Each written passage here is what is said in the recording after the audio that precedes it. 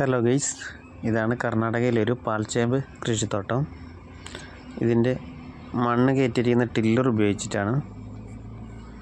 അപ്പോൾ ടില്ലർ ഉപയോഗിച്ച് എങ്ങനെയാണ് മണ്ണ് കയറ്റുന്നതെന്ന് ഞാൻ നിങ്ങൾക്ക് കാണിച്ചു തരാം. ഈ ടില്ലറിൻ്റെ കൊഴു ഒരു സൈഡിലോട്ട് മാത്രം ഊരിയിട്ട് തിരിച്ചിട്ടിട്ട് ഇത് റിവേഴ്സ് ഓടിക്കണം. റിവേഴ്സ് ഓടിക്കുമ്പോഴാണ് ഇത് മണ്ണ് ഒരു സൈഡിലോട്ട് മാത്രം വീഴുക.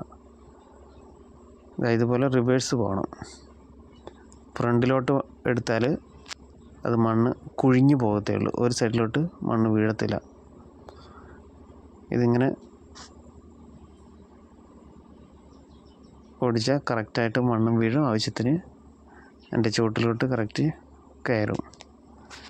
അപ്പോൾ എല്ലാവരും ഇപ്പോൾ ഈ കൃഷി രീതിയാണ് ചെയ്യുന്നത്. കാരണം നമ്മളെ ആളുകളുടെ കൂലിയും കാര്യങ്ങളൊക്കെ വർദ്ധിച്ചു വരുന്ന സാഹചര്യത്തിൽ നമുക്കിതാണ് ലാഭം. അപ്പോൾ ഇങ്ങനെയാണ് വാഴയ്ക്കായാലും ഇതുപോലെ തന്നെയാണ് മണ്ണ് കയറ്റുന്നത്.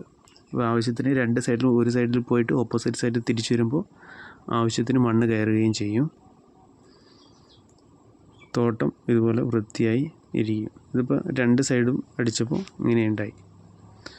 അപ്പോൾ ഇതുപോലെ രണ്ട് സൈഡിലോട്ട് ഒരു സൈഡിൽ പോയിട്ട് തിരിച്ചു വരുമ്പോൾ ഒരു നിരയ്ക്ക് ആവശ്യത്തിന് മണ്ണ് കയറും.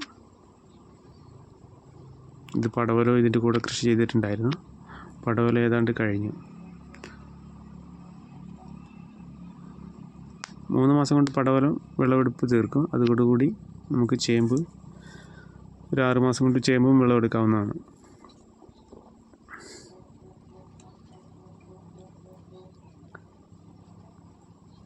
നല്ല വൃത്തിയായി തോട്ടം ഇരിക്കുകയും ചെയ്യും.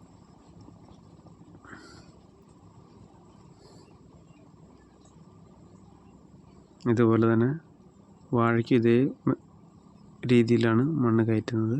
കണ്ടോ, ഇത് ഒരു സൈഡിലോട്ട് മാത്രം ആവശ്യത്തിന് കയറി ചുവട്ടിലോട്ട് തന്നെ കറക്റ്റ് എത്തും.